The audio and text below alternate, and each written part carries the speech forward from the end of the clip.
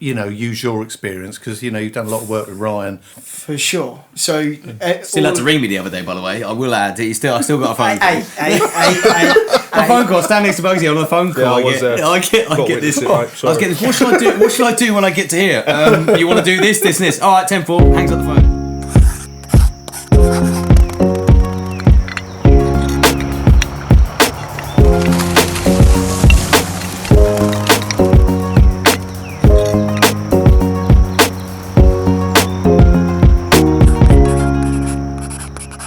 Welcome everybody to another Outside Crowd podcast, and this time, the first with the Outside Crowd, we have got two guests. Yay, not one, two.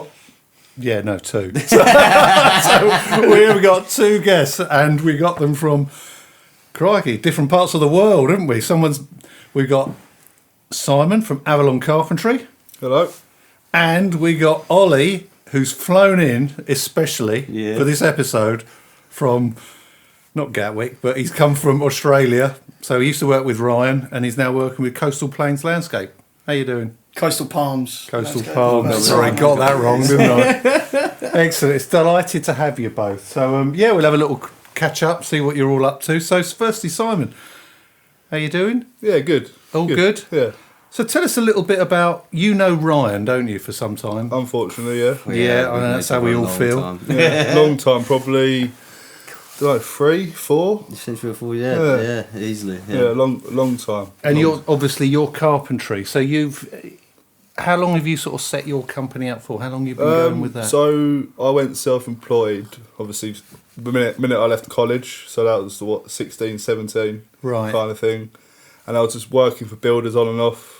And then probably the start of this year, I had enough of just working for builders, and basically I know being self-employed, you are classed as your own boss, but you're not really. Yeah. So I completely went out on my own, and yeah, it's gone well. It was a bit stressful at the start. Like obviously, got a family at home, got a little boy, got a fiance, so it's getting the money in, thinking about the bills. The next month is always ahead of you, but it's going well. It's plenty of works there. People say it's drying up out in the construction. It's not.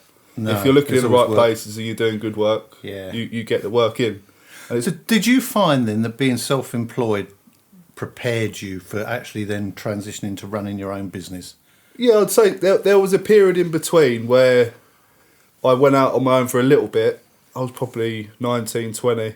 I was doing, me and Ryan done some bits then when we were younger, done a bit of landscape, a bit of gardening maintenance, just stuff like, just keep us ticking over. Yeah. And then I went back with another builder and just worked there. But like I said, it's definitely helped me with the experience, dealing with customers, stuff like that. It's helped me, definitely, I would say so, yeah. Yeah, and did you find it's like a big, lot of work to take on in terms of, I don't know how you sort of running it, but did you set up a website? Did you? Yeah, so with the sort of stuff? The website was a bit of a task really, because I had someone doing it for me, but I wanted to access it myself. So then I went with a bigger company that they have apps you can edit it all yourself. But again, they kind of put on you that they'll do it all for you and they'll pay for it. But I spent a couple of weeks on it just learning how to do it. Now I have full access to my website. I can do it all myself. Your video's doing really well as well. And like Ryan said, I post a lot of social media videos, like time-lapse reels and stuff like that, just showcasing the work, and that seems to help a lot. Fair play. Yeah. Do you find that you get a lot of work through mainly Facebook?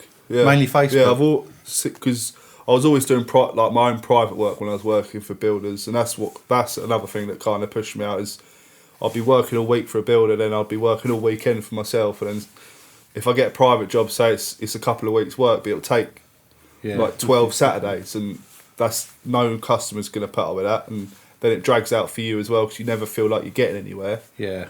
But yeah, so it's going well. It's going on, and you're getting that continuity of work. Yeah, and it's definitely the Facebook community groups. I feel like they're really good, especially once you get known within those groups and your name pops up all the time. People kind of just, especially I always post my logo every Monday in all these groups, just with all my contact details, all the services I kind of like it's amazing, isn't it, how much you've actually got to spend time just pumping out consistently who you are, what you do, so that people get to know who you are. That's it. You have to be consistent, because if you leave it for a few weeks, and you have to kind of start again.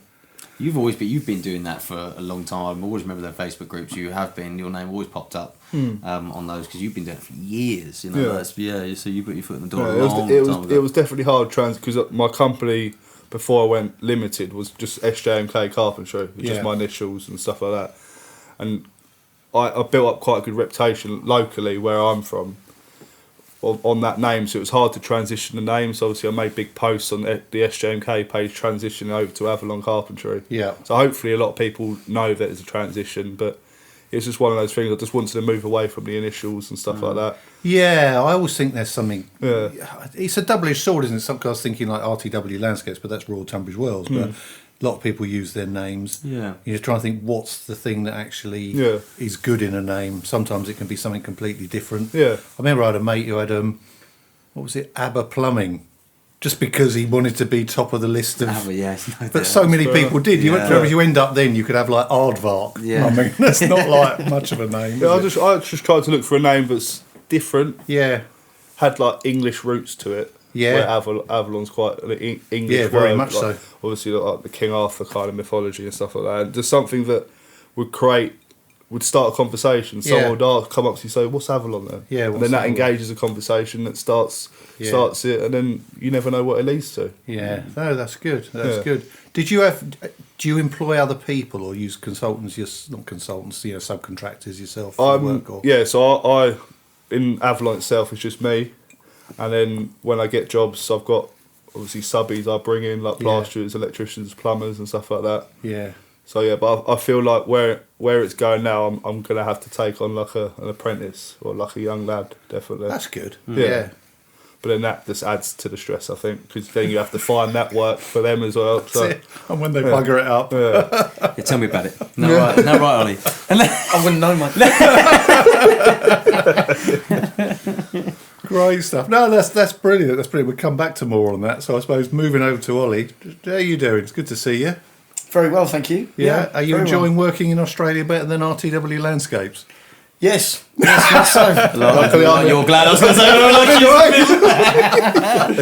got a nice big point in between us. No, but I tell you, it's good to have you back. I tell you, it's always good when we see you. Yeah, so obviously weather-wise, life-wise, it's very, very different. Like, it's probably a much nicer place to live. You don't have rain for 9 months of the year. It's hot. It's always a plus. I can surf, I can play golf. It's a pretty easy lifestyle. The work is definitely not quite as rewarding yet. It's not, the jobs aren't as big. It's not as bespoke. It's not to that real amazing detail that kind of is that sort of show-stopping sort of landscaping. It's a very small company. It's effectively just me and one other lad that do all the constructional side of things. And so you're part of? Are you like a little part of that company? Yeah. So there's two parts of it now. That they have quite a big maintenance team. There's probably a group of maybe somewhere between 4 to 5 lads that run a maintenance side of things, and that's really high end and really well known within their area of the Gold Coast. Yeah. And then there's the constructional side, which is basically me and one other new geezer who's just been employed, and then the boss man, he gets involved sometimes as well. Right. So he's just the sole director, is he? Yeah, so he doesn't actually, his experience isn't in construction, it's in maintenance. Right. So he's more of a, plant man and stuff like that. Yeah.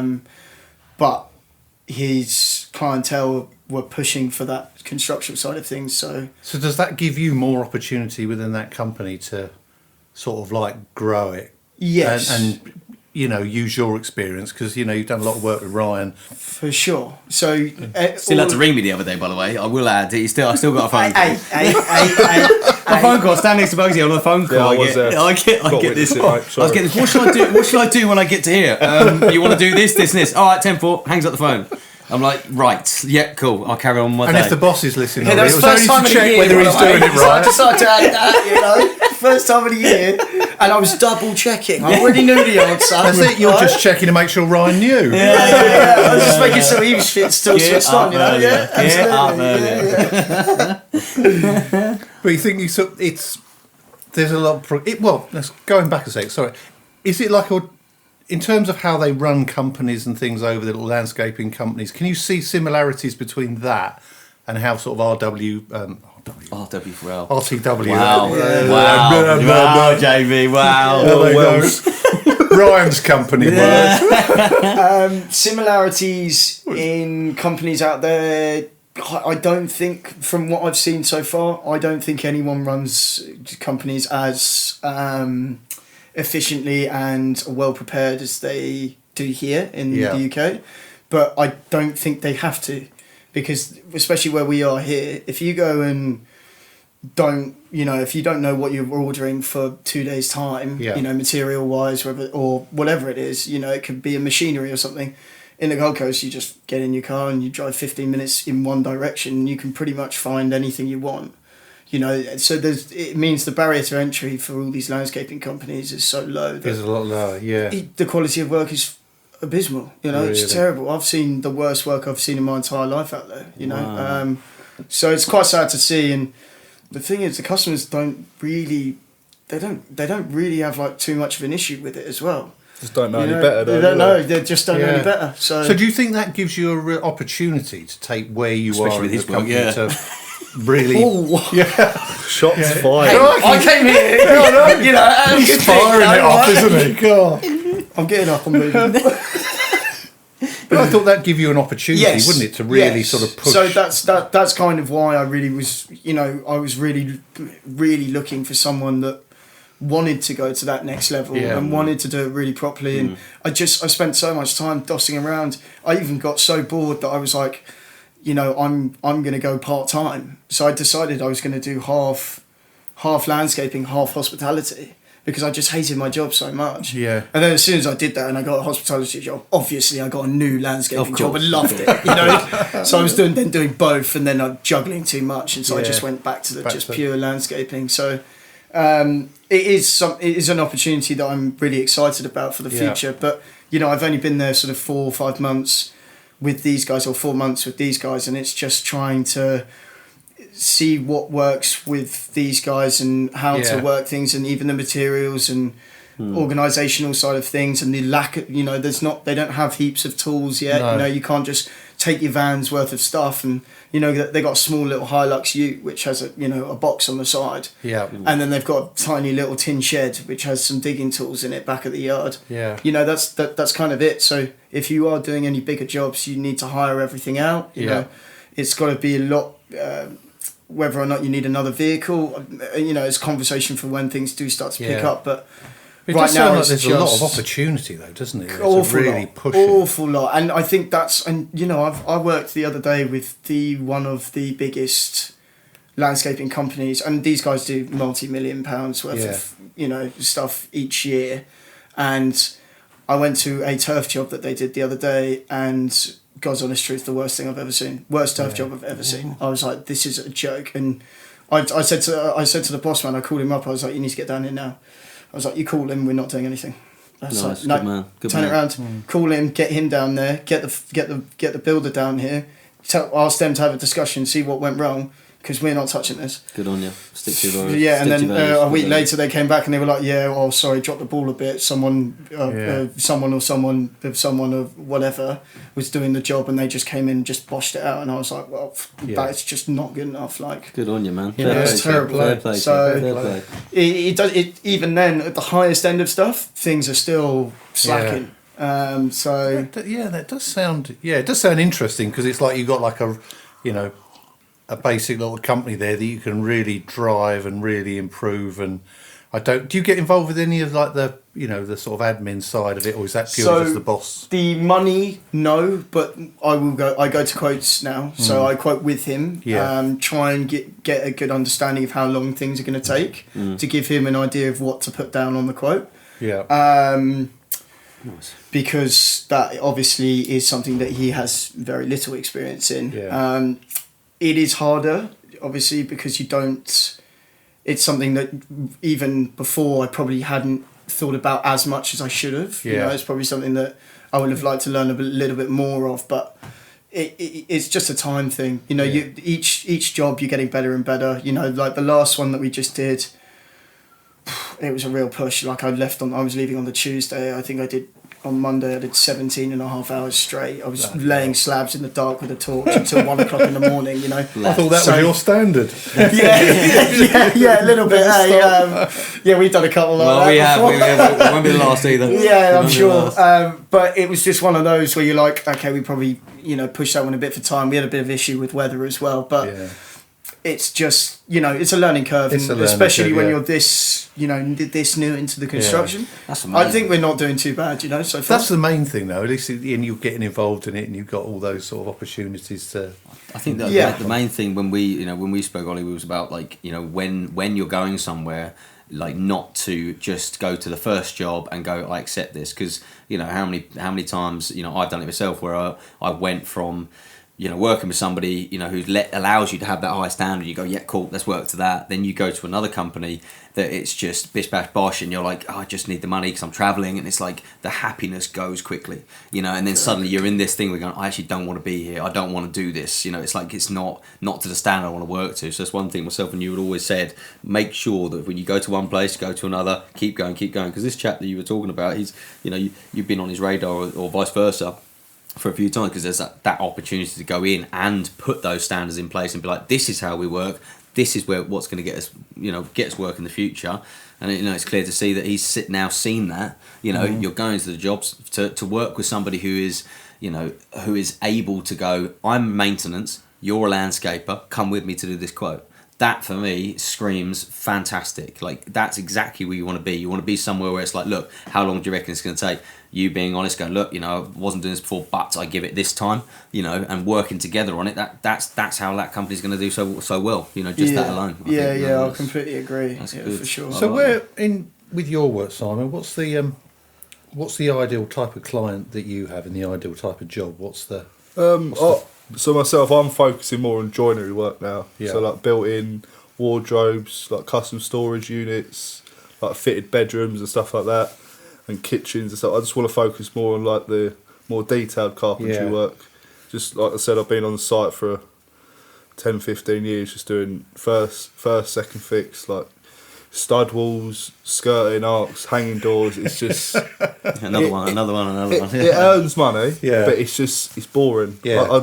I like a challenge. I like something I look at like, okay, how am I going to do this? And then at the end of it, you're like, fucking hell, I've done it. And so if someone comes up to you and they say like, look, we want to have a new bedroom, you know, furniture or stuff put in, would you do the sort of design for that as well? Sort of give them ideas to do it. How would you I used to, but I've I've wasted a lot of time sketching, drawing stuff up. Most time, not even to get a reply. Yeah. Like you're in contact with these clients back and forth. Or you put the quote in, you don't get a reply, or you just waste time. So I asked them to give me ideas. Yeah. Because I think if they want to spend the time to look online, look for ideas, I know they're serious. I know they're not just people. They've seen my advert, they think, oh, I see how much this will cost, and then waste my time. Yeah. Because that's a lot of it. It's the time it takes to do the quotes, working out the materials and stuff like that, and then you do all that. That's what they don't see. They just think you just type it on a computer and just send it over. But it's the time you have to think about, contact the other trades and stuff like that, especially with like media walls. They're quite a big boom at the moment. You need the plasterer and the electrician in. Yeah.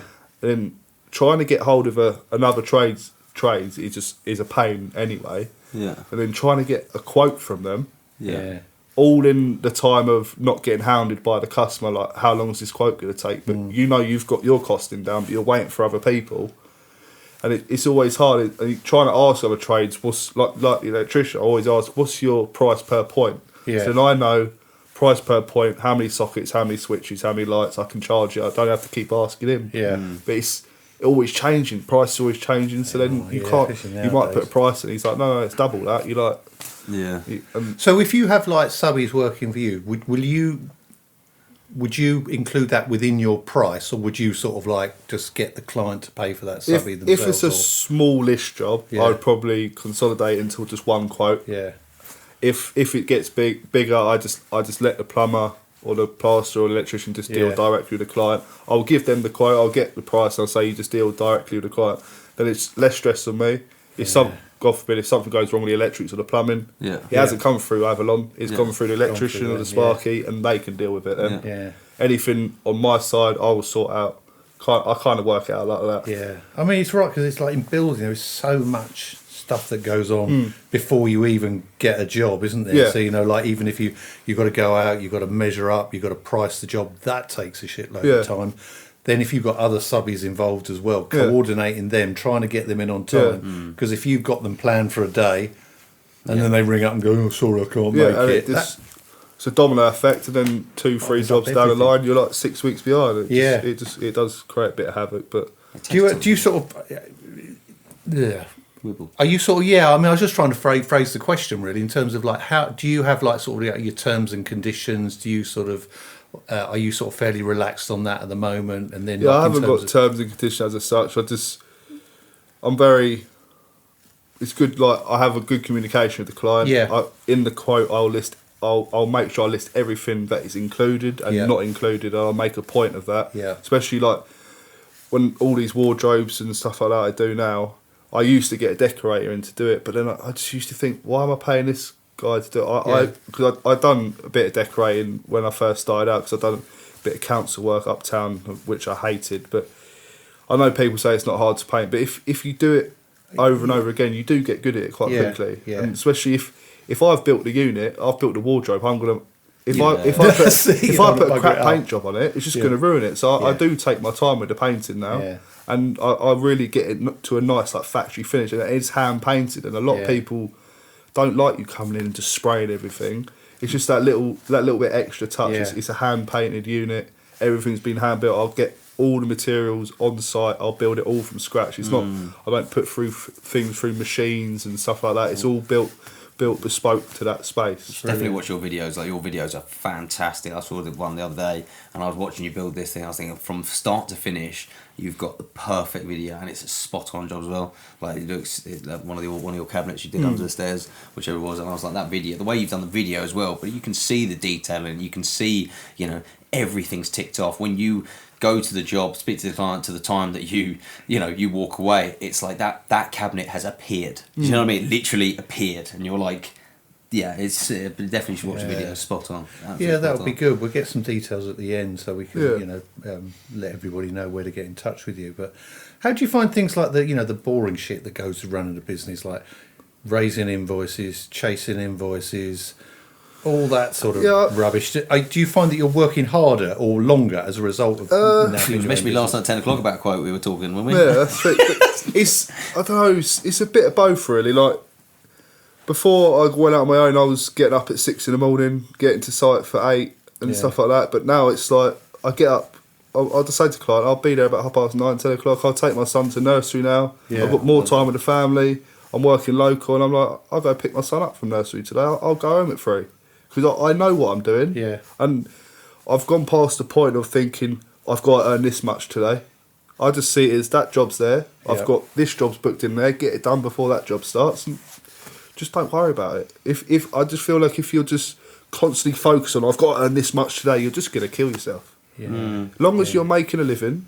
I know some people want to be more ambitious and earn the millions, but I don't know, I just see being rich as just spending more time with my family, just seeing my son growing up, like just like, because before it was like I'd wake up, it was 6 o'clock in the morning, he just woke up, he's like looking at me like, who the fuck are you? And I'm like, mate, and I get back at 6 o'clock, he's about to go to bed, he's looking at me like, who the fuck are you? And I'm like, mate, and I just, you know what I mean, I didn't have any good quality, and especially this last like 6 months, the bond's got even stronger with my son. It's crazy. Even just taking him to nursery, just them little things. It just adds to it. They're worth a lot because you never get that time back. That's the thing. Yeah, once it's gone, it's gone. Walking home with him from just little things. I just would never have time to do that before. Yeah, so it's just so much nicer. But we've chasing invoices and stuff like that. I haven't. Hopefully, I haven't had that yet. Yeah, I haven't been chasing money. But so customers have been pretty good. Yeah, but some people don't agree with how I do it, but like I said about time and wasting time on quotes, I'll work out a figure, and I'll message that to them. Yeah. not email, won't get it on a letterhead or email, waste my time doing that. Then if they're like, yeah, that looks good, yeah, and then I'll say, I'll email this over on an official quote. Yeah. And then it's better, because if I spend time getting a laptop, typing everything up, email, you don't even get replies sometimes. Yeah. Yeah, so... Yeah, I mean, there's a lot to be said for that, isn't it? Because you get so many wasters in time wasters in construction. So if you can, like, virtually pre-screen them before you've, you know, sent them a detailed quote. And my dad gave me some good advice. My dad's got a building, roofing and scaffolding company. He's my accountant. He's an accountant as well. But he said, just do a follow-up message after a couple of weeks. Just send him a message, not like egging them on, like, accept his price. Just ask him, have you made a decision? Yeah. Just any feedback on the price, and just leave it, and then put the ball back in their court. Yeah.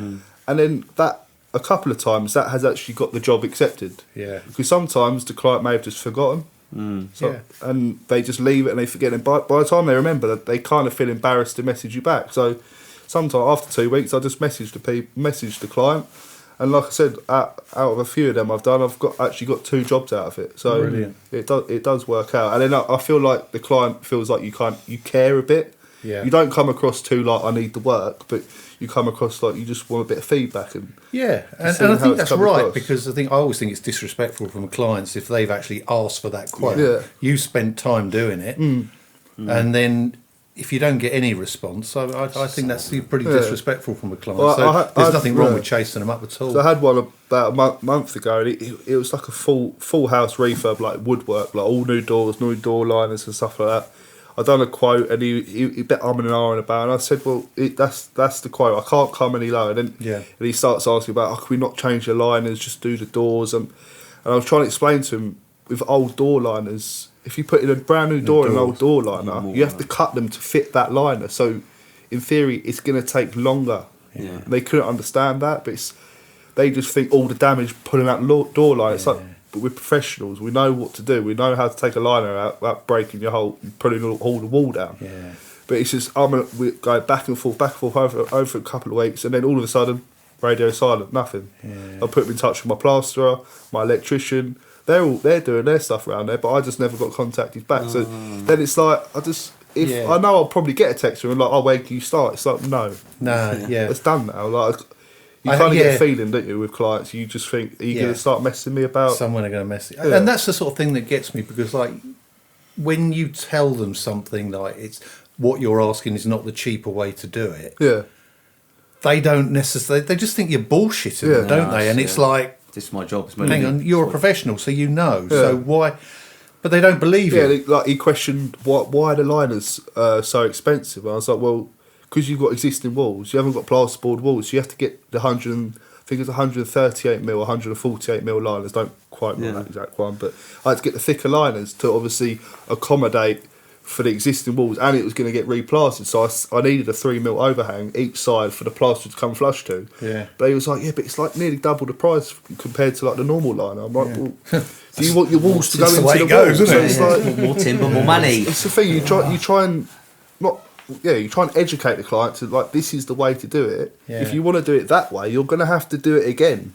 Yeah. So it's like, because they'll soon come back if you bugger it up, and they say, "Oh, this doesn't work properly." That's the thing as well. If you did turn around and go, "Okay, fair enough. Do you know what? I'm going to do it that way." Yeah, that's JB's absolutely right. They'll come back. Well, it's just not the finish I wanted, and you sit there going, "Oh my god!" And you're better off, like you said, folks, to just be like, "Nah." I think this is often the case with things like client selected materials. Yes, tell me about it. Tell me about it. Never again. You know. Yeah. So, Ollie, with yourself, how long are you going to be out in Oz for? What's the plan? How long will they have you? Put it back on the plane. He won't get back. It's a good question how long they'll have me for, because I'm currently waiting for my second visa to come through. So that'll be my second year. So I'll do a whole another year there, and then I think maybe I'm thinking maybe in the next 6 months after I go back, I'm going to have to make a really solid decision about whether or not I want to try and go for, spending the rest of my time out there.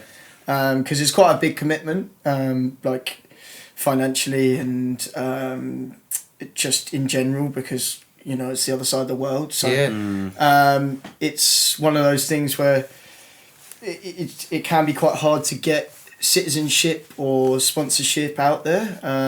Citizenship is definitely hard to get, and it can take, several years. I know people that it's taken like 6-7 years to get and cost them 40,000 Aussie dollars to do. So, have you got because they usually have like a list of trades and things like that. Have you got any of those at the moment, or would you have to get like training or something over there?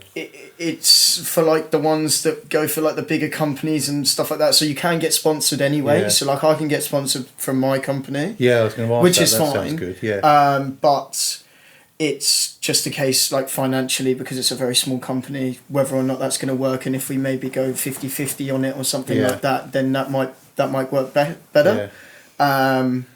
But I'm not like, it's something that I know I have the 3 years. Yeah. So if it's not something that I want to do, long term, then I don't have to. But it's looking more and more like I will want to stay there. No. It's funny, I think when people actually do go over there, because I've got my other son's over there, and you think he's sort of saying, he's going to come back, and then he's now doing education over there as well and getting trained, and I can't see him necessarily coming back. He might come back after he's finished this, his course. I don't know, but I think he's looking long term, and I can understand that because it seems such a nice place. Just a better way the quality of life is very, very different.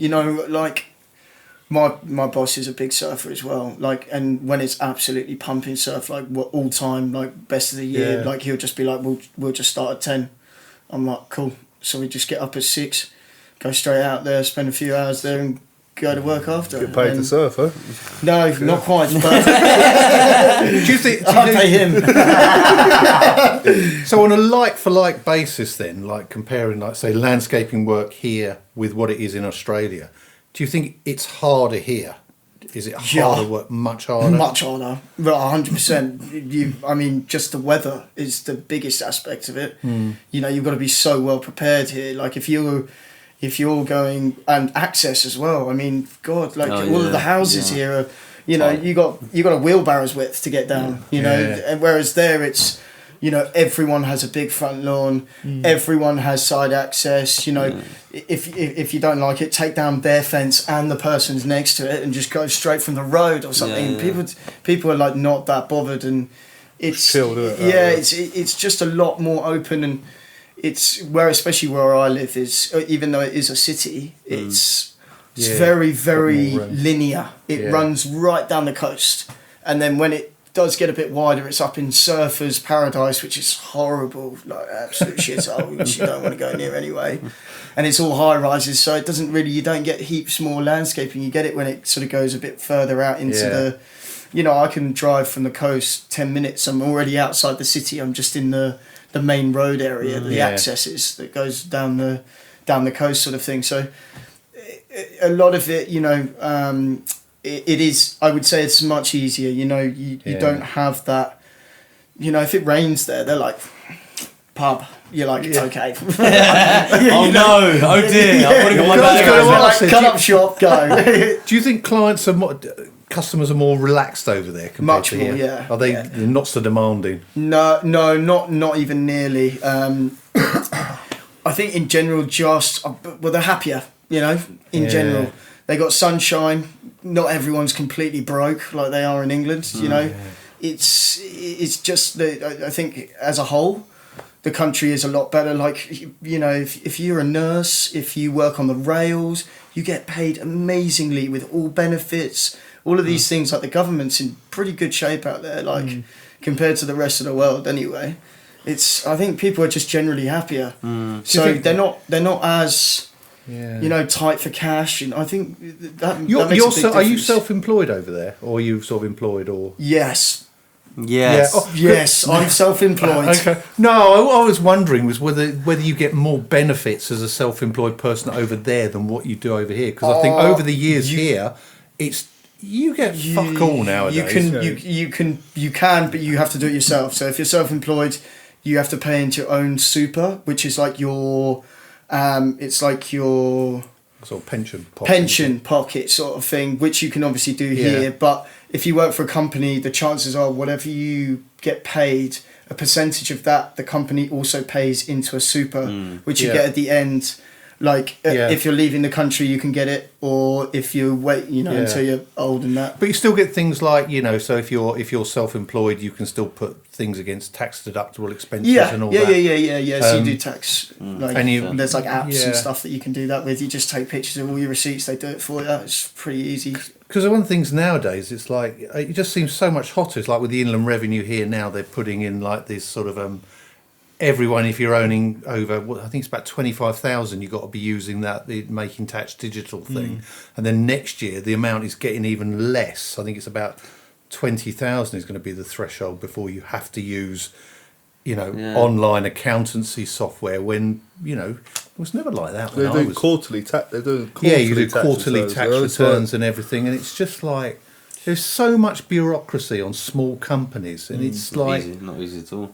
I hope you're fucking listening, government, because you're all shit. Yeah, that's it, and they never help them. The thing is, not just Labour, the Tories are the same. It's just it's got worse and worse. There's less benefits for being self-employed, and when you have to take so much risk being a self-employed person or like running your own small business, I just think we don't look after our small businesses enough. The incentive is not. That's the thing. It's like what is it like? When you're employed, you get sick pay.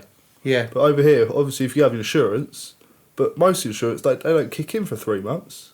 When you obviously you can't work, so you've hurt yourself, like broken arm, broken leg, or you're ill. Yeah. It still takes 3 months to 3 months to heal, yeah. So it's like by the time you probably healed, you start getting money, but you're broke, you got no house. Exactly. That's not enough. That's another thing. It's you get workers' comp straight away. Like for actual Aussies, like not me, I wouldn't get it, but like actual Aussies, they even if they're self-employed, they break their leg or they tear their NCL or something like that.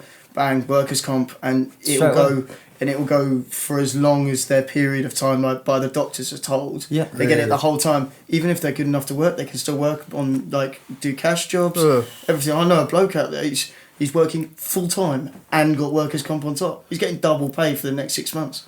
Mental. Dobbed him in straight away. How's your What's his name? What's his name?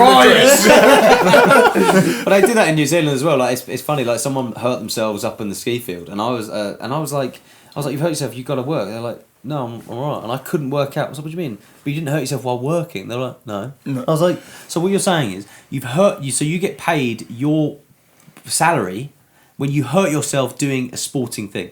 Yeah, and they're looking at me like I'm mad, and I'm like, you hurt yourself up on the ski hill. Just English. We just can't understand that. But so you looked after by the government. That's never going to happen, is it? I couldn't believe it, and I thought it's just I can't.